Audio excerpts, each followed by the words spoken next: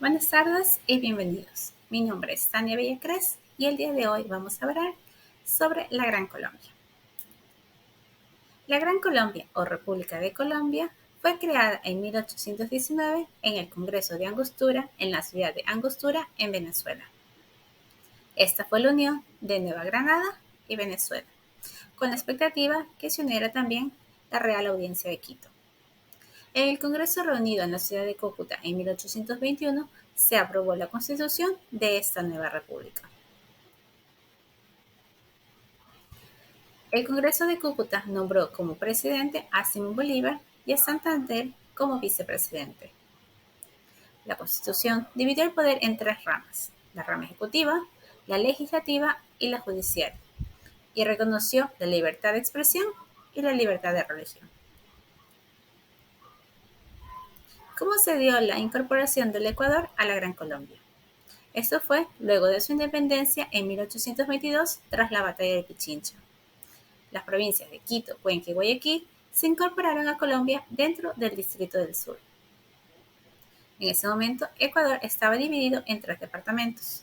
El departamento de Ecuador, con Quito como capital, comprendía las provincias de Imbabura, Pichincha y Chimborazo. El departamento de Azuay tenía como capital Cuenca e incluía las provincias de Cuenca, Loja, Jaén y Maynas. Por último, el departamento de Guayaquil, con capital en la ciudad de Guayaquil, incluía las provincias de Guayas y Manabí. ¿Cómo fue el gobierno de Simón Bolívar? En 1826, Simón Bolívar asumió la presidencia de Colombia, o Gran Colombia. Esta tarea le resultó muy difícil por las fuerzas de dispersión y por las conspiraciones que se dieron, inclusive por parte de su vicepresidente. Los conservadores, que planteaban que se mantuviera el régimen unitario y pedían medidas fuertes para mantener el orden, se agruparon alrededor de Bolívar. Por otro lado, el vicepresidente Santander y sus partidarios congregaban a los liberales, que exigían más derechos y la adopción del federalismo como forma de gobierno. El temor de la movilización popular y del federalismo llevó a Bolívar a posturas centralistas y conservadoras. Pueblos enteros pedían a Bolívar que asumiera la dictadura, es decir, que gobernara con plenos poderes.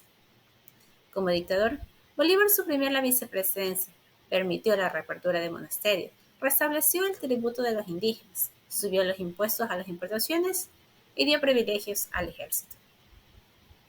La oposición, dirigida por Santander, atacó agresivamente a Bolívar, incluso trataron de asesinarlo. Tras estas medidas, Bolívar se convenció de que su renuncia ayudaría a mantener la unidad de Colombia y dejó el mando. Pero esto no fue así, y la Gran Colombia se disolvió. En 1826, en Venezuela, se dio un movimiento separatista liderado por el general Páez. Esto trajo como consecuencia la independencia y separación de Venezuela. Por otro lado, en 1830, el Distrito del Sur, es decir, Ecuador, se separó de la Gran Colombia, liderados por el general Juan José Flores, y se formó la República del Ecuador. Si queremos explicar la corta vida y la descripción del gran país ideado por Bolívar, es posible encontrar varias causas, entre ellas los intereses de las oligarquías regionales que querían controlar sus propios espacios. Además, la enorme extensión del país presentaba grandes dificultades para la comunicación. A las causas internas se deben añadir los intereses de las potencias de entonces, como Gran Bretaña y Estados Unidos, que preferían que en América Española se crearan estados pequeños, débiles y manejables, antes que una gran república que hubiera tenido mucho mayor peso internacional. Luego de esta clase puedes acceder al siguiente video para observar un resumen de la Gran Colombia.